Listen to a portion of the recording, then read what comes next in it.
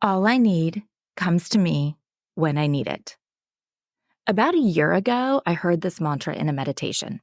Since that day, I have incorporated it into my morning meditation practice every single day. At that time, it was for a happiness meditation. But it's interesting because I had to go back and find that one because I actually thought it was intended as a peace mantra. And while I can see it as either peace or happiness, to me, it has always been about confidence. It's been a daily reminder for me to trust myself, trust my knowledge and my strength, my abilities and my intuition. Always trust myself because within me, I have everything that I need to succeed in life, in my relationships, in my career, to succeed in everything, which, yes, would definitely bring me happiness. Confident people are happier, and it makes me happy to know that I have the ability to thrive within me.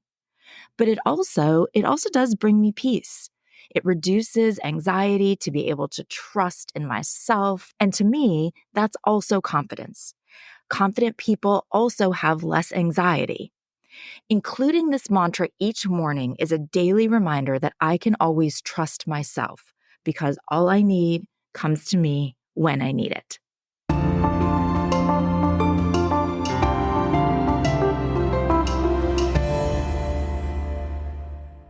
Hey guys, it's Jen. This is Reframing Me, and I am your host, Dr. Jennifer Brubaker. I had an experience the other day that I really wanted to share with you, but I wasn't 100% sure how I could work it into a topic. But then, lo and behold, you know that the law of attraction came through, and I just happened to listen to a podcast that resonated with me so much and connected my experience perfectly with the topic that I have had on my list for quite some time. So today, we're ultimately going to have a conversation about confidence, why it's so important to instill confidence in our teens, in their lives, and of course, why it's so important for us to be confident as well. And then some small ways that we can build confidence and help them build confidence too. So you all know that I am a total fitness enthusiast. And I mentioned about 3 months ago now that I had started a new workout program. The details aren't super relevant to my point, but basically I switched from like a heavy cardio focus with more endurance kind of weight training to a heavy strength weight training hypertrophy focus with just some low impact cardio on the side. So basically I kind of flip-flopped because based on what I was reading and hearing and my age and my fitness goals, I thought it was the right approach to flip. Okay, so stay with me. I promise I'll get to my point soon. Well, I'm not sure that it actually is the right program for me. Like, I don't necessarily think it's wrong, but I have some questions that I was trying to figure out. So I'm in a Facebook group that is for the particular Peloton instructor who is the primary coach for this program. And so, of course, this group has become very centered around these workouts, which is great. But everyone loves the workout. They love her, like loves, best thing ever. And honestly, I have really enjoyed it. And I'm only more like I'm questioning, like, are these intended outcomes that I'm actually having? Should I be doing something different? But I can't help but think everyone else is only having these amazing results. And they all think she is a total goddess. And literally, I know that I will be crucified if I ask a question about it, just even basically like, is it normal to feel like maybe you're headed in kind of the opposite direction? I couldn't help but think I can't be the only one who is not sure if this program is right for them. Is it just me? Or am I doing something wrong? But literally, every single day, that group has become just post after post after post, just raving about everything. But I was really interested to know, is it normal to kind of feel like you're headed in the wrong direction before you then hit some turning point where it starts going in the right one? Kind of like there's those acne products that you use them and your skin gets worse and worse and worse. And then all of a sudden it starts to get better. So I summoned up my courage and I posted that kind of question on the group under, of course, the safety net of using the anonymous poster feature, because I'm not stupid. These people will come after me with pitchforks if they thought for a second that I was questioning. Well, wouldn't you know it? All of a sudden, after I posted it, reply after reply after reply. And they were all like, yes, I am experiencing the same thing. Or I have been wondering this recently too. Or I have the same question. Even a couple of people were like, thank you so much for asking this. Somebody else, I thought it was just me. And I had gone into it thinking I couldn't possibly be the only one, right? Now, this is such an amazing example of a theory that we teach in Calm called spiral of silence. Now, spiral of silence refers to the tendency of people to remain silent when they feel that their views are in the minority, but more so when they feel like how they feel about something is in opposition to what is the majority view on a subject. The idea is that we are constantly monitoring our environments. So through the media we consume and through our interpersonal interactions. And yeah, social media would totally fit that intersection too of our interpersonal interactions and the media we're consuming. But we're monitoring all of these environments and we observe what we see as the majority or the popular opinion on something. And when we perceive our opinion as being the less popular option, we are much more likely to remain silent because we fear social ostracization. We are social beings after all, and our fear of being socially isolated is real. So we stay quiet, like I was. But this silence can totally lead to a false perception of what the majority opinion actually is. And those people who do speak out tend to be the people whose opinions are perceived as being more popular, right? But then there are the people, they're actually called hardcores. And hardcores are the people who aren't concerned about those social repercussions. They're not afraid to speak up. So basically, they're not afraid to post and be like, y'all, I am not seeing the amazing results that you are, or I am not loving this program like the rest of you seem to be. I mean, an actual hardcore wouldn't need to use anonymous postings, but whatevs. Okay. And once that person speaks out, then someone else who maybe was feeling the same way, but was afraid to say it, becomes braver now that they know someone else feels the same way that they do. And then someone else does too. And each person becomes spurred on by the other people's bravery once they kind of realize that they're not alone. And sometimes it turns out that they were even in a silent majority. And then that is when the spiral of silence gets flipped back to the way that it should be. Okay. Now, this theory goes all the way back to 1970s Germany. And the early studies actually looked at the Holocaust and pre-civil rights movement and basically how people can be swept up into going along with things that they really don't agree with just because they assume they're the minority. So they keep quiet until that is someone is like, this is wrong, or I don't agree, or I might be the only one, but I feel differently. And that is what other people need to realize then, that they are sitting back in silence, believing that they're the only one. But now that they know that they're not, they're less afraid to speak up, which is why I know that I, for one, I'm never hesitant to reply to a comment on a Facebook post like, yes, me too. But until I got the reassurance that I wasn't the only one having issues, I posted anonymously. Well, that and the fact that there are so many mean and crazy people on Facebook who, I swear, they wake up each day and just choose hate. Okay. Now, obviously, spiral of silence is a pretty interesting theory and obviously very apparent in everyday life. See, in a Facebook group about fitness. But how does it fit into raising teens? Well, I will tell you. There are quite a number of ways that we can see this idea of spiral of silence at play in our kids' lives. Now, the main one is totally peer pressure, right? Peer pressure and conformity. Because we just talked about this a couple of weeks ago when we talked about popularity. Remember? Teenagers are pretty much at the peak of being conscious of their peer opinions and being in need of their social acceptance. And because of this, they absolutely might refrain from expressing what they truly think or they truly believe about something. So they keep their opinions or their preferences to themselves if they believe that they are in the minority, because what would people think? They might not like me. They would all turn on me. They would hate me, or maybe they wouldn't want to be friends, or they'd think I'm weird or boring or whatever. So instead, they keep quiet. Maybe it's just a popular trend that they dislike, that they don't want to say because, well, everyone else likes it. Or maybe it's much more dangerous, like taking part in a risky behavior because they think that everyone else is okay with it. And I don't want to be the only one because then they'll think I'm boring or I'm lame or a loser or they won't include me next time. This is the why did you do that?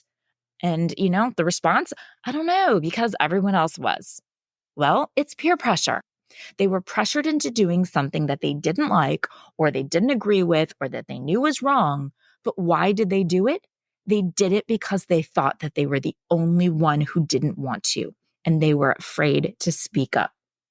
Why? Because they didn't want to be ostracized. That's social isolation, right?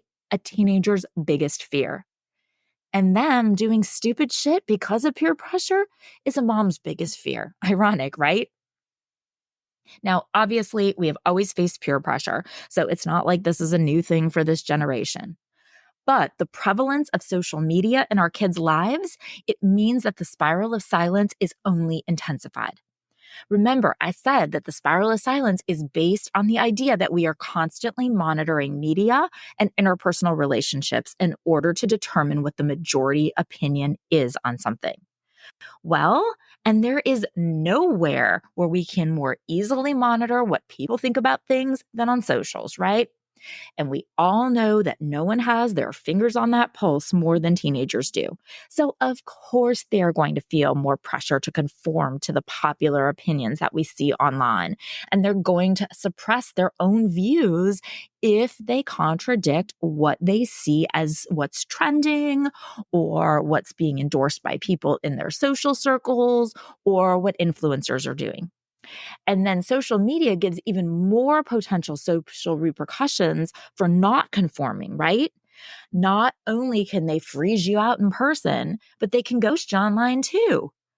They can now fear being bullied in person or cyberbullied too, which, funnily enough, is why I posted anonymously. I mean, not like I was afraid of being cyberbullied, but more like I just didn't want to deal with people who all seem to know the right answer to everything and are not afraid to tell you that you're an idiot if you don't agree. So basically, the bulk of the premise of social media these days, right? Now, our teens might also see the spiral of silence at play at school, in their classrooms, on their sports teams, or in any other settings where there is a perceived correct opinion or response, and especially on controversial issues, or if they feel like they're the only ones who don't understand the content, or they're the only ones who are struggling with something, they might be afraid to ask questions because they don't want to look stupid. They don't want people to think, God, what's that person doing in this class? They clearly can't handle it. But also, my boys both take weight training at school.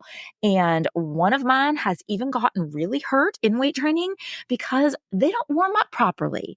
Or none of them are wearing a belt because it's not cool.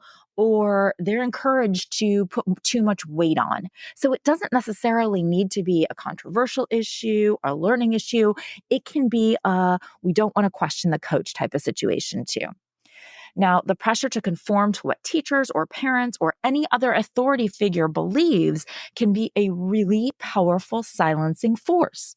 Same for the tone of the school. Like if it's a private or religious-based school. Now, my oldest was in middle school during those like 2016 to 2020, those early, very politically charged years, when people could still be at least somewhat nice-ish to people who didn't agree with them. And my kids, they were in a Catholic school. And he would come home and he would tell me that whenever he would get any type of praise or accolade for being kind or say anything that, I don't know, I guess the other kids deemed to be soft, they would call him a libtard. Apparently, he was too, quote, kind and caring about other people, which I guess to Catholic middle school boys meant he was a Democrat and should be called a libtard. Middle school. Those were good times. But thankfully, he was confident enough in himself to stay true to who he was, despite the fact that apparently kind means weak to tween boys. And apparently that's a bad thing. I don't know. But the hardcore that he has never changed. He actually even told me recently about this one kid at football. He's such a sweet, good kid from the nicest family. Well, he told me that the boy, that when he had met him freshman year, that he was the first kid who he ever met who was, quote, both kind and cool. And that he always thought before that, like when he was in middle school, he thought that you couldn't be both. That's really interesting, right? That was such a light bulb moment for me because he's right. That boy is totally both cool and kind. But it's just shocking that it seemed like such an oddity to him. But that's spiral of silence. You want to be cool? Then you shut the fuck up and you just go along with what everyone else says.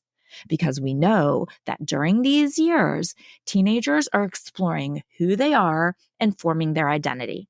And the fear of being judged for their views on politics or religions or their sexuality or personal views, the fear of being judged totally can lead to keeping their mouths shut.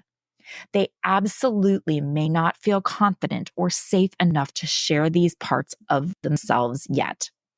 And sometimes that even extends into their families.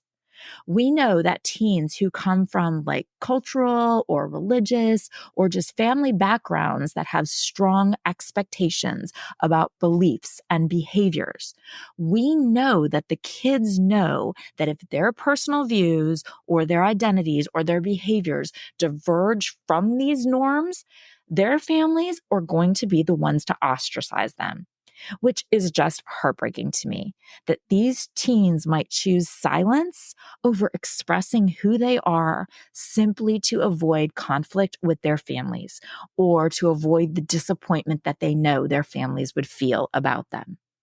But if monitoring their environments, whether it's family or friends or school or sports or what's trending on socials or whatever, if they don't feel like who they are is in line with the majority opinion, it is much less likely that they will be willing to risk the social repercussions, and so they will stay quiet. So, okay, I think we would all like to raise teens who are resistant to this. Humans who are confident enough in themselves to stay true to who they truly are. The ones who aren't afraid to ask questions and not afraid to give their opinions. Those who are comfortable enough in their values and their intelligence and strength and abilities that they will never just follow the crowd or do something or think something or whatever simply because everyone else is doing it. We all want teens who are strong enough to resist peer pressure. And we all want to model this level of confidence for them, right? So let's talk about it. Let's talk about confidence. Confidence is believing in yourself, trusting in yourself, trusting in your abilities and strengths and knowledge and skills and intelligence and everything. Just trusting in you. I feel like I went a long portion of my life so far, probably much longer than I'd like to think about. I mean, definitely into my 40s, But I went a lot of years, definitely my teen and young adult years. But I always felt like confidence was, yes, it's internal, but that it was kind of an outcome variable. Like if I had A, B, or C, or I was X, Y, or Z, then I would be confident. People could be confident because they were successful in whatever it was, in school or sports or dance or art or business or whatever. People could be confident because other people liked them. They could be confident because other people wanted to be with them. But to me, confidence was always the outcome of other things. People could be confident because of how their hair looked or their body looked or their clothes looked. Confidence was the outcome of having these things. But you know what I finally realized was that confidence isn't an outcome variable at all. Confidence is actually more of a predictor variable. If you have confidence, then those outcome variables, they follow. And research shows that confident people succeed and thrive. Confidence is a predictor of so many positive outcomes, and we all want to see positive outcomes in our teens. Confidence enhances somebody's abilities to perform tasks and to take on challenges in both their personal lives and in professional settings. And confident people, they're more likely to be effective in their roles because they trust themselves and they believe in their skills and their abilities. They know that they can do it. And with that confidence and their trust in their own judgment and in their own decision-making abilities, they're able to make very thought out, decisive choices. They don't need to be hesitant or they don't need to second guess themselves.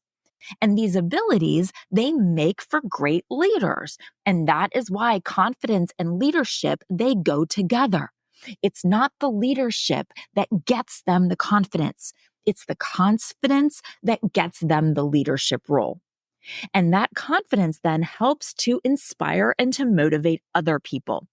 And they are totally comfortable carrying around that responsibility, the responsibility that comes along with leadership roles, because they know they can do it. They trust themselves.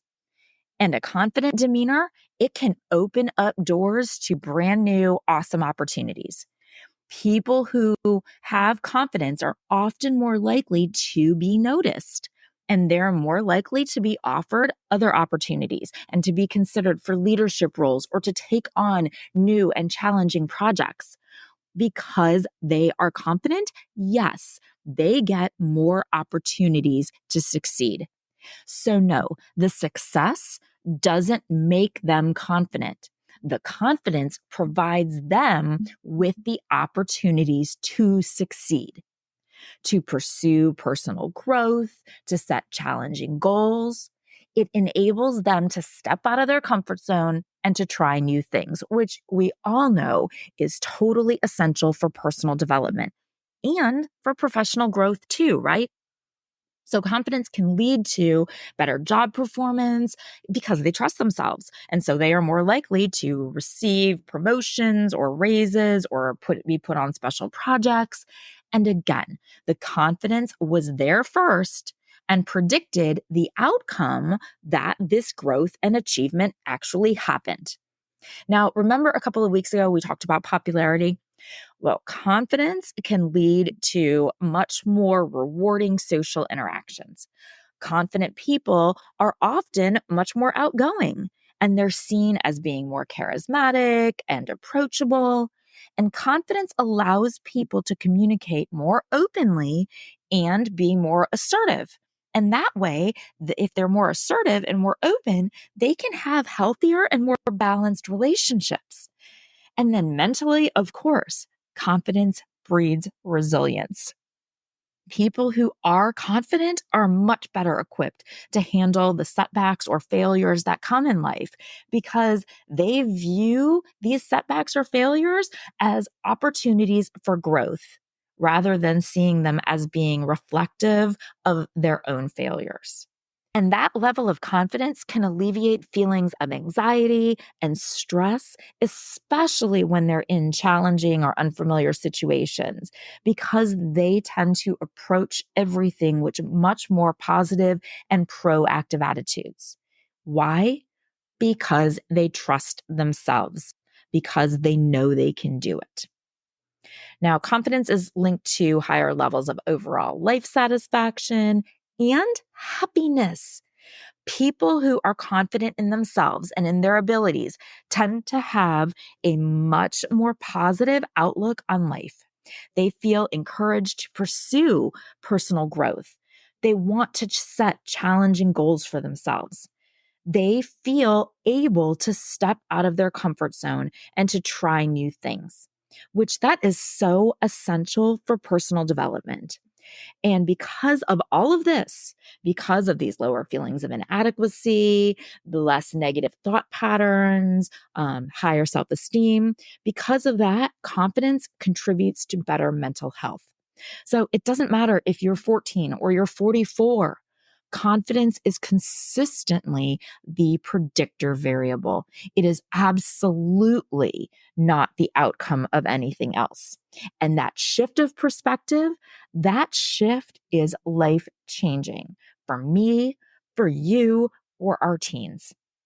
Now, even though we are always told that confidence, it comes from within, it's kind of contradictory because then instead of telling us how to activate this confidence from within, the underlying messages that we receive are always kind of trying to sell it to us that it's actually an outcome of something else. Makeup or skincare or being thin or fit. I mean, even the program that I'm following and the instructor I absolutely love, she has a quote that everyone loves in the class, in one of the classes. And she says something like, stop shopping at Sephora for confidence, pick up some heavy weights instead. And I do love the message of that 100%. But it still does imply that lifting weights will make you confident. But it's actually more like, well, kinda. Correlation doesn't prove causation. There is so very little from my stats classes that I have carried with me all of these years and used quite so much. But oh my God, my kids are like, you always say that. And I do, because it's true. Correlation does not prove causation. There are other variables at play here. And if you're following that same type of logic, then skincare products from Sephora actually might be similarly related to confidence. And I think y'all know that I am a huge fan of both fitness and skincare, so no shade to either. And I am absolutely no shade to anything Peloton or anything Sephora. They are two of my very, very favorite brands. I don't want the lightning to strike on me, so just go with me here, okay? The confidence that we want and that we want for our kids, the confidence that will help us all succeed in work and school and relationships, the confidence that will make us stronger and more resilient and happier and less anxious. This confidence does, in fact, come from within. And I'm going to tell you how I recommend finding it inside of you and helping them find it inside of them. Now, I'm going to talk to you here. And then I am tasking you with delivering the message to your kids. I mean, you could have them listen to this too, of course, and maybe they'd listen more to me, right? We talked about that back in, what was it, the Parents Just Don't Understand episode? I am someone else's mom. So clearly I would know much more than their own mom does. Duh. And you all would probably know much more to my kids than I do. Regardless, here are four main areas that we can focus on to draw out that confidence that is, in fact, inside of you. And I promise you, it is. It's inside of all of you. It's inside of all your kids, even if it doesn't feel that way sometimes. But I guess it's like four pillars, I would call it. All right. Pillars of that confidence, of building that self esteem, and then lots of little ways to strengthen each. So I really see the four pillars of confidence to be our habits, our communication, shocking, I know, right? Our presentation, and our mindfulness. But all of it is really there to help you connect with and establish the foundation, which is really that trust in yourself, because trusting yourself is the foundation of our confidence. So first, it's the little things, the habits. It's the tiny daily things that add up. It's our habits. Like we talked about, gosh, it was quite a while ago. We had the episode that we talked about habits, but it's how we treat ourselves. So yes, see, it can be working out or skincare. Do you treat yourself like you're worthy? Can you be counted on to treat yourself well? Do you trust that you will commit to yourself and actually follow through with things, even when no one is watching? When no one else is holding you accountable? It increases your confidence dramatically when you can hold yourself accountable and show yourself that, yeah, you are trustworthy. So yes, lifting weights can totally help with our confidence, but it's not because of the weights themselves. It's because you are committing to working out 3 or 4 or 5 or how many ever times per week. And you're doing it. You're showing up. You're keeping your commitment to yourself. Yes, a byproduct, you're getting stronger and faster and fitter and healthier. But it's that commitment, the habit of doing what you set out to do, that is what makes you feel confident. And yes, it could even be the skincare, but not the products. It's you may be creating the habit of taking care of your skin, of taking care of yourself, committing to a skincare routine and showing up for it, doing it every morning and every night, even when you're tired, even when you don't want to. But you're showing yourself you are the kind of person who follows through. You are the kind of person who cleanses and uses their serums every night. And that feels very good to be that kind of person, right? You feel very accomplished. It can be making your bed every day. You commit to it. And then you know what? Every time you walk in your room throughout the day, you are reminded, I am the kind of person who makes my bed. Or am I the kind of person who doesn't? You've committed. You've followed through. You know you can trust yourself. We think it's the big accomplishments that impact us and impact our confidence, but it's actually the small ones that make you see yourself as, a quote, the kind of person who does it, the kind of person who can count on themselves to do what they commit to. You can trust yourself, and trust is confidence. But make the goals you set attainable or achievable. Remember, right? Our goal setting journey, the A in our SMART goals, attainable. So start with small, manageable goals and gradually increase their difficulty. Achieving these smaller goals can give you a sense of accomplishment and build your confidence to then take on larger challenges. So yes, that's also why when you're lifting weights or you're working out, you build confidence. Maybe you start by using 5-pound weights. It's totally manageable. Or you start by walking or running for 5 minutes or for 10 minutes.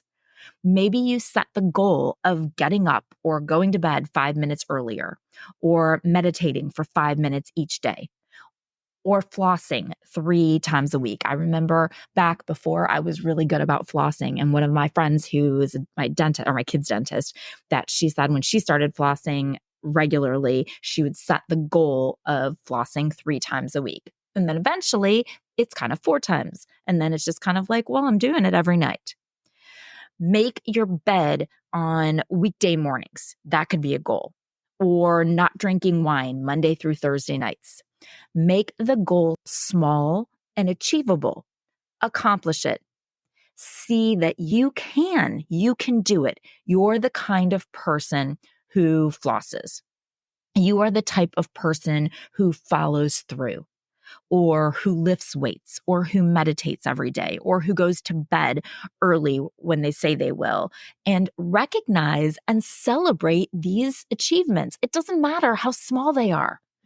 This reinforces that sense of accomplishment. All of this will then build your trust in yourself and your confidence. You build the self-esteem, which then it makes you feel able to take on the bigger challenges in life. Okay, the second pillar. It's your communication. Of course, it made my list. Your communication, your interaction with others.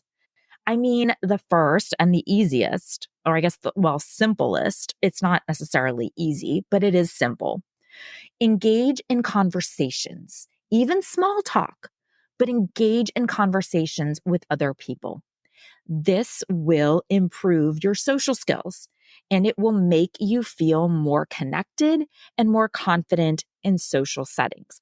Now, I know I said that I would be talking just to you and that you needed to pass it along to your kids, but this is really a direct one for your kids. This is why when they seem awkward about, being the one to pay at the register or placing an order or calling and making an appointment or whatever. The more of those situations that you put them in, the more practice they have and the more confidence they build that they can do it. Now, much less simple and definitely less easy. Change the way you talk to yourself and about yourself. Change your negative thoughts about yourself into positive affirmations. So instead of thinking, I can't do this, try, I'll just do my best. Positive self-talk can significantly influence your mindset and your level of self-confidence. It's that the all I need comes to me when I need it affirmation, right? Because you trust that you have it inside of you. You have everything that you need to be successful. And when you do catch yourself thinking negative thoughts or having negative beliefs about yourself, actually actively challenge them. Ask yourself, is this really true? Is there actually any evidence to the contrary? Is there any evidence to support that I can't do this? And then the same goes for talking about yourself, like the words that come out of your mouth to other people. Stop with the self-deprecation. This is one that I know I am constantly working on. For some reason, I feel the need to try to be funny and to put myself down. I know I do it. I hear it. I do it here. Why? I don't know. And I'm sure I could totally reflect and figure out what the deep-rooted cause is. But I'm going to just stick with just don't do it, or at least trying not to do it. Okay. I will do my best, right? It's not funny and it just makes other people feel awkward and it makes them see you as less. And more importantly, you hear it. You hear the words you're saying. You assimilate it. It makes you see yourself as less too. Don't compare yourself to other people. There's that saying, right? Comparison, it's the thief of joy. So stop focusing on other people and focus on the good about yourself. And change the way that you talk about others and change the way that you talk to others. Focus on the good. Focus on the positive. It doesn't mean you need to like everyone, but try to surround yourself with people who raise your vibration. Remember, we talked about the law of resonance. People who you have positive communication experiences with and who make you feel good. Do you feel icky after being with someone or talking with someone? Distance yourself from people who are toxic.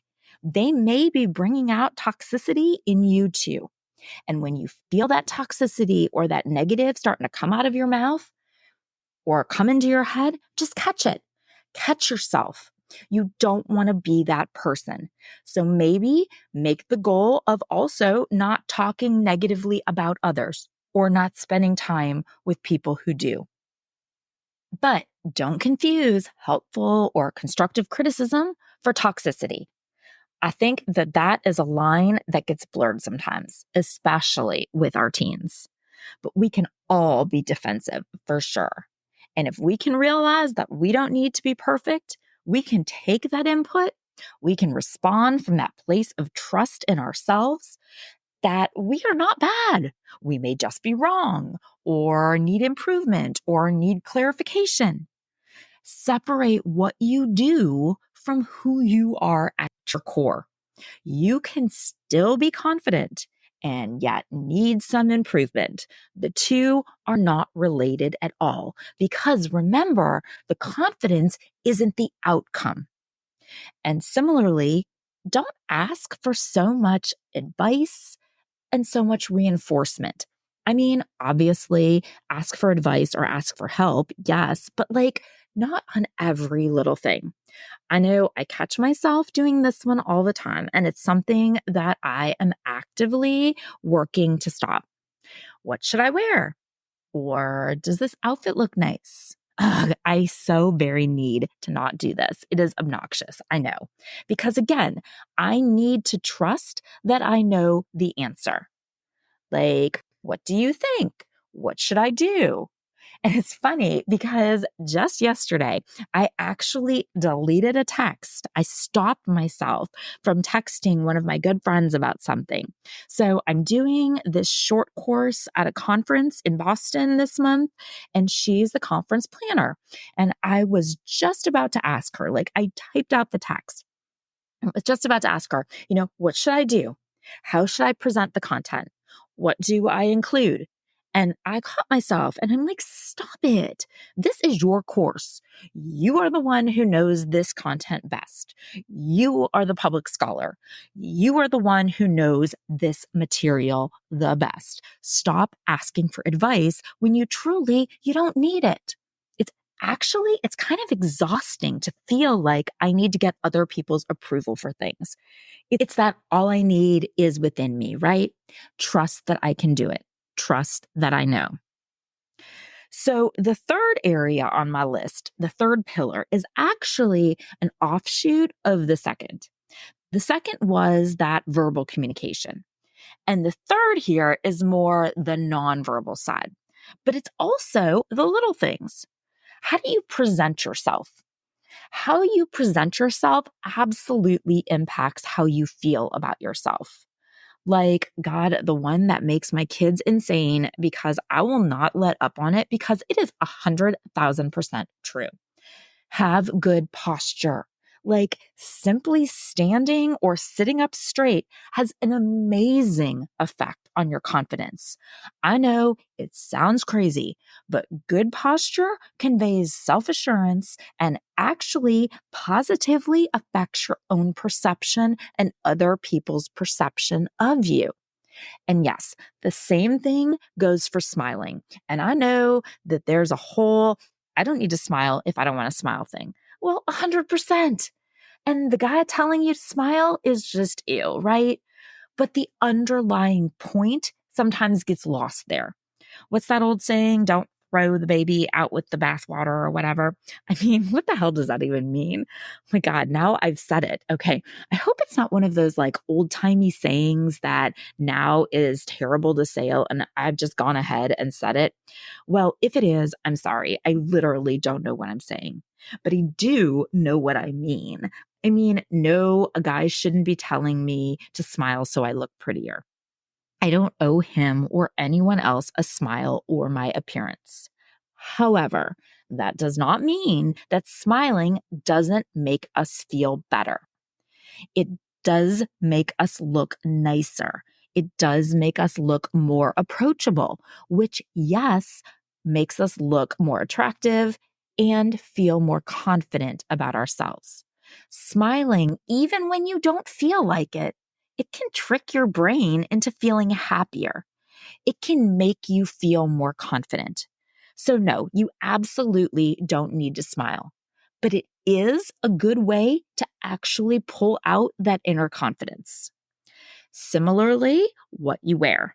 No, again, you're not dressing for others, but wearing clothes that make you feel good about yourself and dressing well can totally improve your mood and increase your self-confidence. And maybe it is Sephora. If the makeup is there to hide who you are, no, that's not what you want. That's counterproductive. But if it makes you feel good about who you are and how you present yourself, then so what? Go for it. Wear the makeup, color your hair, get the Botox, but understand makeup and hair color and Botox and working out or whatever, they won't make you confident. Confident is not that outcome variable. And if you are using them that way, it's not going to work.